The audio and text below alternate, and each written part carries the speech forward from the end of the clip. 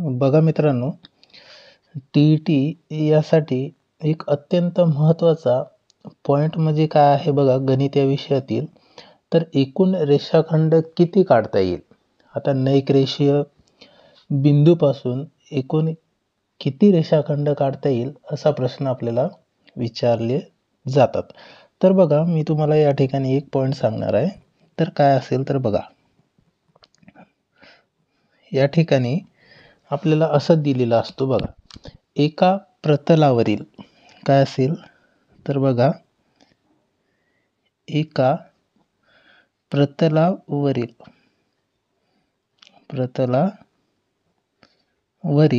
n नैक रेषीय, n काय आहे, हे n म्हणजे काय, बाजूंची संख्या. ठीक आहे. तर नैक रेषीय काय आहे, तर नैक रेषीय बिंदूंपासून, एका प्रतलातील नैक रेषीय बिंदूंपासून प्रत्येकी 2 बिंदूंना जोडणारे, प्रत्येकी 2 बिंदूंना जोडणारे, ठीक आहे, रेषाखंड किती काढता येईल, बरोबर की नाही? ठीक आहे. तर किती रेषाखंड काढता येतात? ठीक आहे. तर काय मेथड असणार आहे बघा, एका प्रतलावरील n नैक रेषीय म्हणजे काय, तर बिंदूपासून प्रत्येकी 2 बिंदूंना जोडणारे किती रेषाखंड काढता येईल. तर त्याचं एक प्रकारचं फॉर्म्युला म्हणू शकता किंवा मेथड. तर काय आहे बघा, तर n कंसामध्ये n वजा 1 भागाकारामध्ये 2 या मेथडचा आपल्याला उपयोग करावा लागतो. ठीक आहे. आता यावरून मी तुम्हाला प्रश्न सांगणार आहे बघा, हे टी-ई-टीला प्रश्न विचारलेले आहेत. ठीक आहे. क्वेश्चन क्रमांक 1 देतो मी बघा, A B C D E व एफ यातील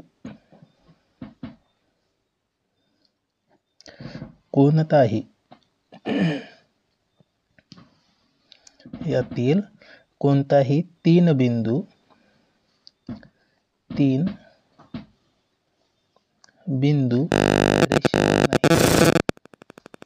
रेषेवर नाहीत, तर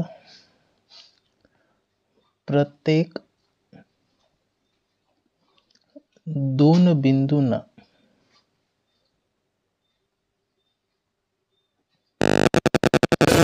जोडणारे किती रेषाखंड काढता येईल? किती रेषाखंड काढता येईल? ठीक आहे. आता बघा, या ठिकाणी मी काय करणार, तर बघा, एकूण बघा प्रश्नामध्ये काय दिलेलं आहे, कोणतेही 3 बिंदू रेषेवर नाहीत, म्हणजे एक रेषा आहे आणि ते 3 बिंदू त्या रेषेवर नाही असा प्रश्न म्हटलेला आहे. तर 2 किती रेषाखंड काढता येईल? मग आता आपल्याला या ठिकाणी बिंदू किती दिलेला आहे ते मोजावं लागेल. ठीक आहे. तर मी या ठिकाणी लिहून घेतो, एकूण बिंदू. तर कोणकोणते आहे बघा, हा ए नंबरचा बिंदू, B C D E F, एकूण किती बिंदू आहे बघा, या ठिकाणी लिहून घेऊ, A B C D E आणि एफ किती आहे, 1 2 3 4 5 6, किती बिंदू झाले, 6 बिंदू. ठीक आहे. म्हणजेच ही n ची संख्या मिळाली आपल्याला 6, बरोबर की नाही? आता हे 6 आपल्याला या फॉर्म्युलामध्ये पुट करायचं आहे. मी या ठिकाणी लिहून घेतो. तर रेषाखंड काढता येईल किती, तर या ठिकाणी रेषाखंड लिहून घेणार, बरोबर काय आहे, n 1 भागाकारामध्ये 2, यांच्या ठिकाणी हे 6 ठेवायचे. मग 6 या ठिकाणी कंस आहे, कंस लिहिलं, यांच्या ठिकाणी 6 वजा 1 भागाकारामध्ये 2. ठीक आहे. आता पुढे काय करायचं बघा, हा 6 जशाला तशी राहील, 6 तर 5 येईल. या कंसाचा अर्थ म्हणजे गुणाकार, छेदामध्ये 2. आता 2 ने भाग जाईल 6ला, बे एक बे, बे त्रिक 6, 3 गुणाकार 5 केलं तर 5 त्रिक 15. तर किती रेषाखंड काढता येईल? तर 15 रेषाखंड काढता येईल. ठीक आहे. आता पुढचा प्रश्न बघा, क्वेश्चन नंबर 2. ठीक आहे. एका वर्तुळ परिघावर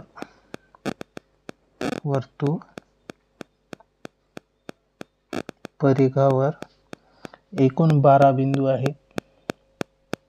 एकूण 12 बिंदू आहेत. तर प्रत्येक 2 बिंदूंना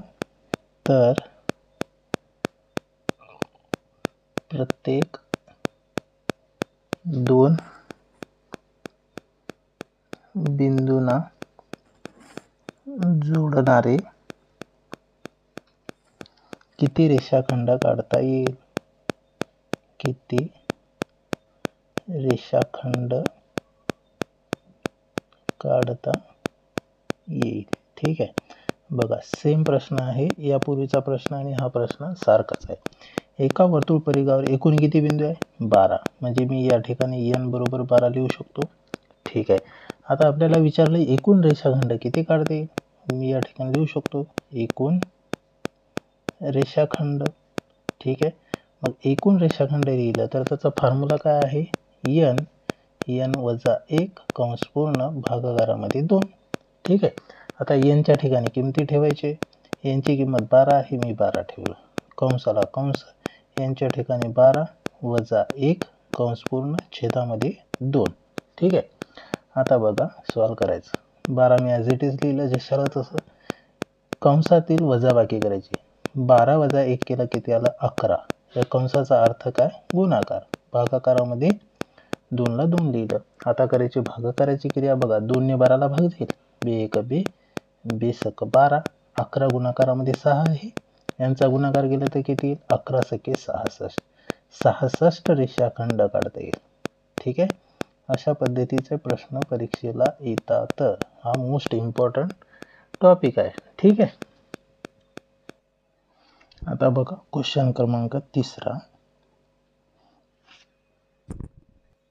या क्वेश्चन मध्ये थोडासा बदल आहे. बघा, एका वर्तुळ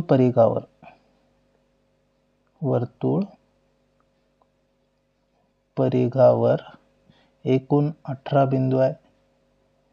एकूण 18 बिंदू आहेत.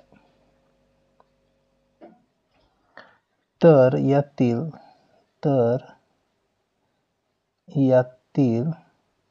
प्रत्येक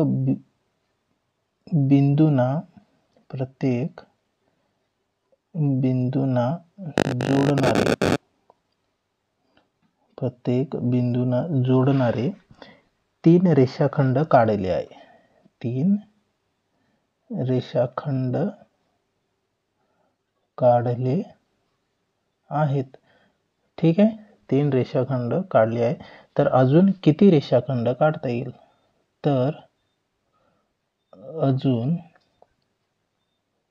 किती रेषाखंड काढता येईल? ठीक आहे. बघा, या प्रश्नामध्ये थोडासा बदल आहे, जास्त काही नाही. बघा, वर्तुळ परिघावर एकूण बिंदू किती आहे? 18 आहे. म्हणजे n ची संख्या किती आहे? तर 18 आहे. ठीक आहे. आपल्याकडे सूत्र आहे. काय आहे? तर बघा, रेषाखंड काढायचं सूत्र आहे. रेषाखंड बरोबर n कंसामध्ये n वजा 1 छेदामध्ये 2. यांच्या ठिकाणी 18 ठेवायचे, ठेवून देऊ. n बरोबर बघा 18 कंसाला कंस लिहिलं, यांच्या ठिकाणी 18 ठेवलं, वजाला वजा 1 ॲज इट इज कंस पूर्ण छेदामध्ये 2. ठीक आहे. आता पुढे बघा काय करायचं आहे. हा 18 तर ॲज इट इज राहील. ठीक आहे. 18 मधून 1 वजा केलं तर किती? 17. कंसाचा अर्थ काय? गुणाकार. छेदामध्ये 2. आता करायचं भागाकाराची प्रोसिजर. ठीक आहे. ठीक आहे. बघा, 2 ने 18 ला भाग जाईल. बे एक बे, बे 9 18. ठीक आहे. आता 9 गुणाकारामध्ये 17, ठीक आहे, गुणाकार करायचं मग. 9 7 63 3 हातचा 6, ठीक आहे. 9चा गुणाकार 1 सोबत केला, 9 1 9, 9 5 9 6 15, 153 आलं. म्हणजे किती? 153 रेषाखंड, बरोबर की नाही. आता पुढे प्रश्नामध्ये बघा, 153 हा आन्सर आहे का? नाही. पुढे प्रश्नामध्ये बघा, यातील प्रत्येक बिंदूंना जोडणारे 3 रेषाखंड काढलेले आहे. 3 रेषाखंड त्यांनी ऑलरेडी काढलेले आहे. मग या रेषाखंडामधून हे 3 वजा करावे लागेल, तेव्हा आपल्याला फायनल आन्सर मिळेल. मग मी या ठिकाणी लिहू शकतो बघा, अजून किती म्हटलेलं आहे, बरोबर की नाही. मग 153 वजा 3 करावं लागेल, तर किती येईल बरोबर. तर 153 मधून 3 वजा केले तर 150. 150 रेषाखंड अजून काढता येईल, बरोबर की नाही. ठीक आहे, 150 या ठिकाणी लिहू शकतो, अजून 150 रेषाखंड काढता येईल. ठीक आहे, अशा पद्धतीने प्रश्नाचे आन्सर आपल्याला देता येते. आता पुढचा पॉइंट काय आहे बघा मित्रांनो, काय आहे? समांतर रेषा व छेदिका. या ठिकाणी लिहून घेतो मी.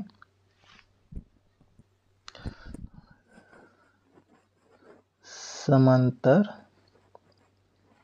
रेषा व छेदिका. ठीक आहे, समांतर रेषा व छेदिका हे काय असणार आहे बघा मित्रांनो. जर एखादी रेषा दिलेल्या 2 रेषांना 2 भिन्न बिंदूत छेदत असेल तर त्या रेषेला त्या 2 रेषांची छेदिका म्हणतात. मी काय म्हणतोय ते बघा, जर एखादी रेषा दिलेल्या 2 रेषांना 2 भिन्न बिंदूत छेदत असेल,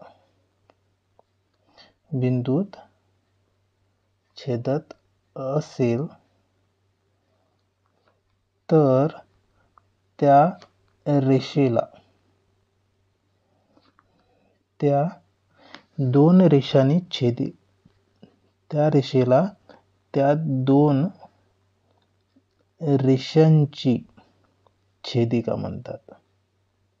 काय म्हणतात? छेदिका म्हणतात. आता बघा हे कसे, तर बघा या ठिकाणी तुम्हाला सांगतो मी. बघा, जर एखादी रेषा दिलेल्या 2 रेषांना, आता हे 2 जी रेषा आहे तर ती काय असणार आहे? एकमेकाला समांतर. मी ही पहिली रेष काढली, सपोज याला मी एल नाव दिलं. ठीक आहे, त्याच्यानंतर मी दुसरी रेष काढतो. बघा, ही दुसरी रेषा आहे, या रेषेला मी एम नाव दिलं. हे 2 समांतर रेषा आहे. बघा, टॉपिकचं नावच आपल्याला की समांतर रेषा व छेदिका. हे 2 समांतर रेषा काढल्या. ठीक आहे, 2 समांतर भिन्न बिंदूतून छेदत असेल, म्हणजेच बघा या 2 रेषांना समांतर बिंदूत छेदणे म्हणजे काय? तर या ठिकाणी दोन्ही सेंटर मधून एक रेष ओढणे किंवा कोणत्याही साईडने, ठीक आहे, छेदत असेल तर ही जी छेदणारी रेषा आहे, सपोज मी या रेषेला काय म्हणणार, तर रेषा मी ए म्हणणार. ठीक आहे, ही एल एम. आता या ठिकाणी छेदणाऱ्या बिंदूला मी, या बिंदूला एम म्हटलं आणि या बिंदूला मी एन म्हटलं. ठीक आहे, तर आता बघा याच वरती आपल्याला 2-3 पॉईंट बघायचं आहे, तर ते कोणकोणते बघा. आता आंतरकोन, आता यामध्ये आंतरकोन काय असणार आहे बघा. या ठिकाणी पॉईंट 1 आंतरकोन. आता आंतरकोन कोणकोणते असणार या आकृतीवरून बघा मित्रांनो. आता आंतरकोन म्हणजे काय, तर या ठिकाणी बघा हा पॉईंट एम आहे, ठीक आहे, आणि हा पॉईंट एन आहे. आता आपण आंतरकोन काढायचा आहे, तर आपल्याला या पॉईंटला कुठेतरी नाव द्यावं लागेल. यासाठी आपण सेपरेट एक डायग्रामच तयार करू. ठीक आहे, आपण एक सेपरेट डायग्रामच या ठिकाणी काढू. बघा, मी सेम डायग्राम काढतो. आता सपोज ही रेषा एम आहे, या ठिकाणी लिहितो दुसरी रेषा एन. ठीक आहे, आणि यातून एक छेदिका काढतो. ह्या दोन रेषेतून एक छेदिका, या रेषेला नाव दिलं मी यल. ठीक आहे, यल नाव दिलं. आता बघा, हा एक बिंदू आणि हा बिंदू. ठीक आहे, तरी हा एक कोण झाला, हा एक कोण, हा एक कोण, हा एक कोण, असे 4 कोण झाले. इथे पण 4 कोण झाले. ठीक आहे, या प्रत्येक कोणाला आपण नाव देऊ. हा ए कोण, हा बी कोण, हा सी कोण, हा डी कोण. ठीक आहे, त्यानंतर हा ई कोण, हा एफ, हा जी कोण आणि हा एच कोण. ठीक आहे, तर आता आंतरकोन, या डायग्रामवरून आंतरकोन कोणते असणार आहे ते आपल्याला ओळखता आले पाहिजे. ठीक आहे, तर बघा या ठिकाणी जर सपोज मी बघा, या ठिकाणी सपोज जर मी हे बघा इकडचे बघितले रेष, या रेषेच्या इकडचे बघितले, तर अंतरकोन कोणते येईल बघा, म्हणजे या डायग्रामच्या आतमधले बघायचं आपल्याला. ठीक आहे, तर बघा अंतरकोन हा बघा, हा डी या डायग्रामच्या आतमध्ये आहे, तर मी या ठिकाणी लिहू शकतो कोन डी. त्याच्यानंतर या डीला समांतर बघा, या डीला समांतर काय आहे, तर हा बघा एन, त्याच्या समोर आहे, समोरील कोण काय आहे, डी जवळच ई आहे, कोण ई, बरोबर की नाही. आता बघा हा एकाच रेषेवरती आहे. ठीक आहे, एकाच रेषेवरती आहे, म्हणजे या कोणाची एकूण बेरीज म्हणू शकतो आपण, किती असणार आहे, 180. आता हा कोण जर आपण या ठिकाणी घेतला, तर याचा संगत कोण बघा सी, हा पण आहे की नाही, म्हणजे याच्या बरोबरीलाच आहे, म्हणजे हा कोण जेवढा तर हा कोण तेवढाच येईल, बरोबर की नाही. त्या सेंटरमधून जात आहे, हा सी कोण आला, कोण सी. त्याच्यानंतर बघा हा एक अंतर कोण आला, एफ, कोण एफ. ठीक आहे, यांची बेरीज किती असते मित्रांनो, तर 180 अंश असते. यालाच आपण काय म्हणणार, आंतरकोन, बरोबर. आता हे झालं आंतरकोन. याच्यानंतरचा दुसरा पॉईंट काय आहे, तर संगत कोन. याच डायग्रामवरून आपल्याला ओळखता यायला पाहिजे संगत कोण कोणते आहे ते. बघा एचा संगत कोण, ए याचा संगत कोण बघा, या रेषेवरती हे याच्या बाहेर आहे संगत कोण बघा, ए चा संगत कोण काय यायला पाहिजे, हा ई, बरोबर की नाही. हे बघा ए चा संगत कोण काय यायला पाहिजे, हा ई. या ठिकाणी लिहू शकतो मी कोण ए बरोबर कोण ई, हे कोण सारखे येईल. ठीक आहे, त्याच्यानंतर हा बघा हा डी कोण, तर याच्या संगत कोण काय यायला पाहिजे, हा एच. ठीक आहे, कोण डी संगत कोण एच. ठीक आहे, याच्यानंतर बघा या ठिकाणी जसं पाहिलं तसं या ठिकाणी सुद्धा पाहता येते आपल्याला. हा बघा हा कोण बी जर बघितलं, तर हा एफ याच्या संगत कोण येईल, या बीच्या संगत कोणमध्ये एफ. या ठिकाणी लिहू शकतो मी कोण बी बरोबर कोण एफ. ठीक आहे, हा संगत कोण आहे. त्याच्यानंतर बी हा एफ आला, आता सी आणि जी, हे बघा हे दोन कोण सी संगत आहे कोण जी सोबत. ठीक आहे, संगत कोण समजले. आणि यांचे जे माप असतात हे एक समान असतात. यांचे माप ए जेवढा असेल तेवढाच ई असेल, ए कोणाचं माप ई कोणा एवढेच असेल, डी कोणाचं माप जेवढं असेल तेवढंच एच कोणाचं माप असेल, बी कोणाचं माप जेवढं असेल तेवढंच एफ कोणाचं असेल, सी कोणाचं जेवढं असेल तेवढाच जी कोणाचं असेल. यालाच आपण काय म्हणणार, संगत कोण. त्याच्यानंतर तिसरा पॉईंट युथक्रम कोण. काय, युथक्रम कोण, युथक्रम कोण. ठीक आहे, हा पॉईंट पण महत्त्वाचा आहे. आता युथक्रम कोण हे कशा प्रकारचे असतं, तर झेड या आकारासारखं असतं. कशा प्रकारे, झेड. म्हणजे काय मित्रांनो बघा, हा झेड तयार झाला की नाही, हा बघा हा झेड तयार झाला की नाही, तर यामध्ये बघा तर दोन प्रकार पडतात. यामध्ये दोन प्रकार पडतात बघा, हा एक झेड झाला, त्याच्यानंतर विरुद्धमध्ये पण दुसरा झेड पडतो. याचे दोन प्रकार कोणकोणते, तर आंतरयुथक्रम कोण आणि बाह्य युथक्रम कोण. या आकृतीच्या आतमध्ये युथक्रम कोण आणि याच्या बाहेरचा युथक्रम कोण. ठीक आहे, या ठिकाणी लिहितो मी अंतर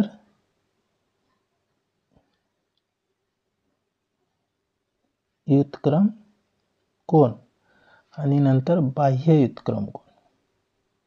बाह्य युथक्रम कोण. आता आंतरयुथक्रम कोण आणि बाह्य युथक्रम कोण कोणकोणते असणार आहे बघा. हा डी बघा, आपण अशा प्रकारचा झेड काढायचा आहे. ठीक आहे, हा बघा अशा प्रकारचा झेड. हा जो डी आहे बघा या झेडमधला, हा डी मी या ठिकाणी लिहितो कोन डी. मग या कोणाचं एफ सोबत असेल व्युत्क्रम कोन, म्हणजे या ठिकाणी कोन डी बरोबर कोन एफ आला. ठीक आहे. आता पुढे बघा या ठिकाणी हा पण झेड टाईप झाला बघा, आंतरव्युत्क्रम कोन. आपण आकृतीच्या आतमधले कोण बघत आहे. हा बघा हा झेड टाईप झाला की नाही. मग कोन सी सोबत कोण काय असणार आहे, ई असणार की नाही. या ठिकाणी लिहितो कोन सी बरोबर कोन ई.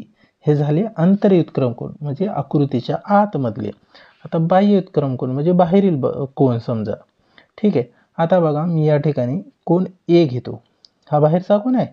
कोन ए सोबत काय यायला पाहिजे, हा जी यायला पाहिजे, बरोबर की नाही. आता बघा हा झेड घेतला मी, तर हा बाहेरील कोन झाला की नाही या झेडच्या. मग कोन या ठिकाणी ए बरोबर हा कोन काय येईल, कोन जी येणार. त्याचप्रमाणे इकडचा झेड घ्या बघा, हा उलटा. मग या ठिकाणी हा बी बाहेरचा कोन आहे की नाही, बी बरोबर त्याच्यासोबत काय यायला पाहिजे, कोन एच यायला पाहिजे. ठीक आहे. हे काय झाले व्युत्क्रम कोन. आता चौथा पॉईंट लक्षात ठेवा मित्रांनो, विरुद्ध कोन. काय, विरुद्ध कोन. ठीक आहे. आता विरुद्ध कोन म्हणजे हा एचच्या विरुद्ध एफ, ईच्या विरुद्ध जी, हे एकमेकाच्या विरुद्ध जे आहे ते या ठिकाणी लिहितो मी. हा बघा कोन एच्या विरुद्ध कोन सी, कोन ए च्या विरुद्ध कोन सी. त्याच्यानंतर बघा कोन डीच्या विरुद्ध कोन बी किंवा बीच्या विरुद्ध डी. कोन बी च्या विरुद्ध काय असणार आहे, कोन डी. ठीक आहे. त्याच्यानंतर पुढचा कोन बघा, आता हा खालचा कोन ईच्या विरुद्ध कोन जी, कोन ई बरोबर कोन जी. नंतर बघा एफच्या विरुद्ध एच आहे, नंतर कोन एफ बरोबर कोन एच. ठीक आहे. समजलं सर्वांना. आता आपल्याला कोनांच्या जोड्या बघायचं आहे. काय जोड्या. ठीक आहे. काय बघायचं आहे, कोनांच्या जोड्या. ठीक आहे. बघा आता कोनांच्या जोड्या, पहिला काय असणार आहे तर कोटी कोन. यावरती सुद्धा प्रश्न विचारले गेलेले आहेत. ठीक आहे. कोटी कोन. आता कोटी कोन म्हणजे काय, पूरक कोन म्हणजे काय, लघु कोन, काटकोन, विशाल कोन, हे सर्व कोन आपल्याला माहीत असायला पाहिजे. आता कोटी कोन म्हणजे काय, तर या ठिकाणी बघा कोटी कोनाचा कोन हे 90 डिग्रीचा असतो. ठीक आहे. एवढं लक्षात ठेवायचं आहे.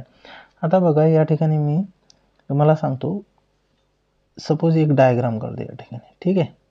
आता ही असेल एक डायग्राम. कोटी कोन म्हणजे या कोनातून छेदिका समांतर रेषेत एक रेष छेदत जात आहे. या कोनाला सेंटरमधून जात आहे, छेदत आहे. तर या ठिकाणी θ1 आणि θ2 देतो. ठीक आहे. मग या दोन्ही थीटाची बेरीज किती यायला पाहिजे, 90. म्हणजे हे काय झालं, काटकोनात झालं. ठीक आहे. आता हे काय झालं मित्रांनो, तर हे झालं काटकोनात, बरोबर की नाही. 90 म्हटल्यावर हे काटकोनामध्ये झालं. म्हणजे या ठिकाणी मी θ1 प्लस θ2 म्हणजे किती, 90 डिग्री अंश. ठीक आहे. तर आपल्याला जर हा कोन जर काढायचा असेल तर काय करायचं, कधी पण कोटीकोन प्रश्नामध्ये जर असेल कोटीकोन काढा. ठीक आहे. कोटीकोन काढा असं जर प्रश्न विचारलं तर काय करायचं, कधीही पण या 90 डिग्री, हा काय आहे 90 अंशाचा कोन. ठीक आहे. या दोन्ही कोनांची बेरीज किती 90 असते. तर कोटीकोन जर काढायचं म्हटलं तर 90 डिग्रीमधून एक कोन वजा करायचं. काय करायचं, एक कोन वजा करायचं, म्हणजे आपल्याला कोटीकोन काढता येईल. त्याच्यानंतर दुसरा बघा पूरक कोन. कोटीकोन पूरक कोन हे परीक्षेला विचारतातच 100%. ठीक आहे. आता पूरक कोन म्हणजे काय, एक सपोज या ठिकाणी मी डायग्राम करतो, हा 90 डिग्रीचा आहे. ठीक आहे. आता पूरक कोन म्हणजे काय, तर बघा हे अशी डायग्राम असेल. पूरक कोन म्हणजे 180 अंश. ठीक आहे. आता त्यापैकी बघा हा एक अँगल आणि हा एक अँगल झाला. ठीक आहे. आता बघा हा 180 पेक्षा जास्त दिसतोय की नाही, हा 90 झाला, ह्याच्या इकडे आला म्हणजे 180 पेक्षा जास्त झाला. आपण याला देऊ θ1 θ2, अँगल 1 अँगल 2. म्हणजे काय यायला पाहिजे बघा, θ1 प्लस θ2 बरोबर किती 180 अंश. कोटीकोन 90 अंशाचा. पूरक कोन 180 अंशाचा. आता पूरक कोन जर काढायचा असेल काय, तर पूरक कोन जर काढायचं असेल तर या 180 डिग्रीमधून काय एक थिटा वजा करायचा म्हणजे दुसरा कोन मिळून जातो. ठीक आहे, पूरक कोन काढत असताना. आता लघुकोन, लघुकोन काय असते ते बघायचं आपल्याला. या ठिकाणी बघा तिसरा पॉइंट, लघुकोन. लघुकोन, लघु म्हणजे काय, छोटा. म्हणजे कितीपेक्षा, लघुकोन म्हणजे काय, तर छोटा कोन. बघा 90 पेक्षा कमी. लघुकोन बघा, हे छोटीशी डायग्राम काढून देतो. लघुकोन म्हणजे 90 पेक्षा कमी. नंतर बघा चौथा पॉइंट, काटकोन. काटकोन, काटकोन किती अंशाचा असतो, काटकोन कधीही 90 डिग्रीचा असतो. 90 पेक्षा कमी, लघुकोन 90 पेक्षा कमी, काटकोन 90 डिग्री. तर विशाल कोन किती येईल, पाचवा पॉइंट या ठिकाणी येतो, विशाल कोन. विशाल म्हणजे मोठा, बरोबर की नाही, विशाल कोन. तर विशाल कोन किती मित्रांनो, तर विशाल कोन 90 डिग्रीपेक्षा जास्त. हा झाला विशाल कोन. बघा 90 डिग्रीपेक्षा जास्त अँगल. ठीक आहे, आणि हा 90 डिग्रीपेक्षा किती, 90 डिग्रीपेक्षा छोटा थिटा. ठीक आहे, समजलं, म्हणजे 90 डिग्री, हा ठीक आहे. या ठिकाणी 90 डिग्रीपेक्षा छोटा विशाल कोन. कोटी कोन काढता येणार, पूरक कोनी काढता येणार, लघु कोनी काढता येईल, आता काटकोन पण आणि विशाल कोन पण. ठीक आहे, आता यावरतीच आपण काय बघायचं आहे, तर प्रश्न बघायचा आहे, एक्झाम्पल बघायचं. बघा कशा पद्धतीने प्रश्न विचारले जातात. क्वेश्चन 1 लिहितो या ठिकाणी. एका कोनाचे माप 30 डिग्री आहे. एका कोनाचे माप 30 अंश आहे, तर त्याचा कोटिकोन व पूरक कोन यांची बेरीज किती. कोटिकोन व पूरक कोन यांची बेरीज किती, यांची बेरीज किती काढता यायला पाहिजे. आता मी काय म्हटलं तुम्हाला, एक अँगल दिलेला आहे, त्याचा कोटिकोन काढायचा आणि पूरक कोन, या दोघांची आपल्याला नंतर बेरीज विचारलेली आहे.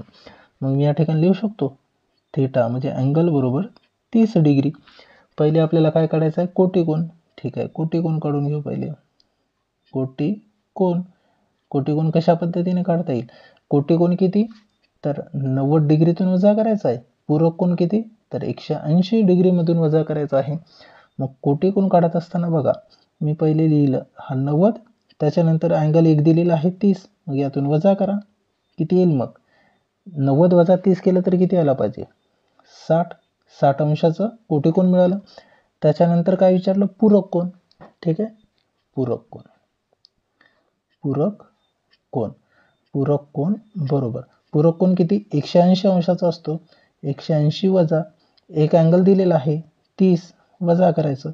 180 वजा 30 केलं तर किती, 150. किती आलं, 150 अंशाचं. पुढे म्हटलं काय आपल्याला, तर बेरीज किती, या दोघांची बेरीज किती. मग या ठिकाणी बेरीज करता येईल, 60 अधिक 150 यांची बेरीज किती, 60 अधिक 150 केलं तर 210 डिग्री. 210 डिग्री आली बेरीज. ठीक आहे, पुढचा प्रश्न बघायचा. दुसरा एक्झाम्पल बघा. एका कोनाचे माप 52 अंश आहे. एका कोनाचे माप 52 अंश आहे, त्याचा काटकोन व पूरक कोन यांची बेरीज किती, सेमच आहे. तर त्याचा कोटिकोन आहे, काटकोन आहे. कोटिकोन व पूरक कोन यांची बेरीज किती, यांची बेरीज किती काढता आलं पाहिजे. ठीक आहे, बघा, सुरुवातीला 52 अंशाचा माप म्हणजे एक अँगल दिलेला आहे 52 डिग्री. पहिले काय विचारलं, कोटी कोण. ठीक आहे, लिहून घेऊ या ठिकाणी कोटी कोण. पहिल्यांदा कोटी कोण काढून घेऊ. कोटी कोण किती डिग्रीचा असतो, 90 डिग्रीचा. त्यामध्ये हे 52 वजा करावे लागेल. ठीक आहे, 52 वजा करावे लागेल. बघा, यापूर्वीच तुम्हाला सांगितलं होतं दोन कोणांची बेरीज किती 90 डिग्री असते कोटी कोणाचं. पूरक कोणाचं किती म्हटलं होतं, 180 अंश. मग आता एक अँगल दिलेला आहे तर दुसरा अँगल काढण्यासाठी 90 मधून वजा करावेच लागेल की नाही. ठीक आहे, 90 मधून 52 वजा केले तर किती येते, 38 डिग्री. त्यानंतर काय काढायचं आहे, पूरक कोण. पूरक कोण. पूरक कोण बरोबर किती डिग्री, 180 डिग्री वजा त्यामधून हा एक अँगल दिलेला आहे 52, काय करायचे वजा 180 मधून 52 वजा केले तर किती यायला पाहिजे मित्रांनो, 128. बरोबर की नाही. आता पुढे म्हटलं काय, त्या दोन्ही कोणांची बेरीज किती, कोटी कोण आणि पूरक कोणाची बेरीज किती. मग आपण या ठिकाणी बेरीज करू शकतो. 38 कोटी कोण अधिक 128 पूरक कोण, यांची बेरीज करा. 8 अधिक 8 केले तर 16, 1606 1, 3 आणि हे 3 6 आणि नंतर हा 1 जशाला तसं. किती आलं, 166 अंश दोन्ही कोटी कोण आणि पूरक कोणांची बेरीज. ओके.